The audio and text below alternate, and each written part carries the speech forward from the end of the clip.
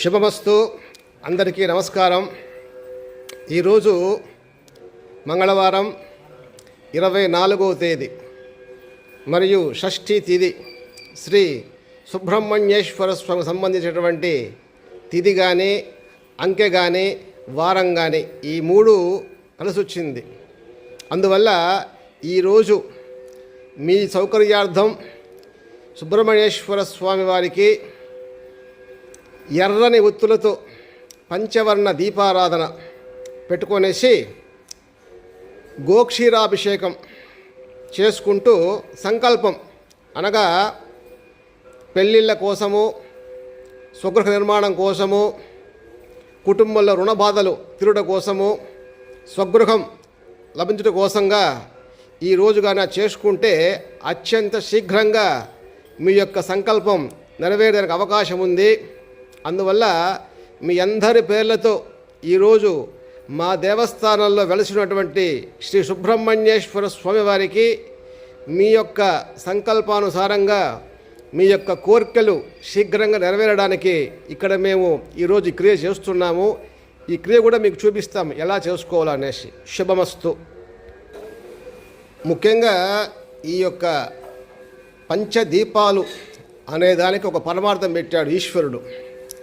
పంచప్రాణాలు, పంచాగ్నులు, పంచేంద్రియాలు, పంచ జ్ఞానేంద్రియాలు ఇవన్నీ కూడా సక్రమంగా జరగడానికి, ఎటువంటి లోపాలు లేకుండా అన్నీ కూడా శివానుగ్రహంతో వాటి పనులు చేయడానికి గాను ప్రతీకగా ఈ యొక్క పంచదీపాలతో ఈ యొక్క దీపారాధన అనేది చేయడం ప్రశస్తి.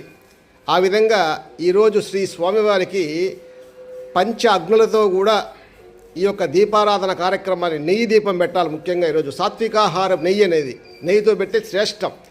ఆ విధంగా నెయ్యి దీపంతో పెట్టేసి పూజాధికారులు ప్రారంభిస్తాము. ముందుగా స్వామివారి సన్నిధానంలో ఈ యొక్క పంచవర్ణ దీపారాధన ఈ విధంగా పెట్టుకోవాల. సాత్వికాహారం నెయ్యి అనేది ఈ విధంగా ముందుగా దీప ప్రజ్వలన కార్యక్రమాన్ని నిర్వహించాల. దీపజ్యోతి పరబ్రహ్మ దీప సర్వతమోపకం దీపేన సాధ్యతే సర్వం దీపదేవా నమోస్తుతే. మంత్రం తెలుసుంటే చెప్పుకోండి, లేకపోతే దీపదేవతాభ్యాం నమః అని చెప్పుకోండి. పంచ ఒత్తులతో దీపారాధన కార్యక్రమము దీపారాధన పూర్తయింది.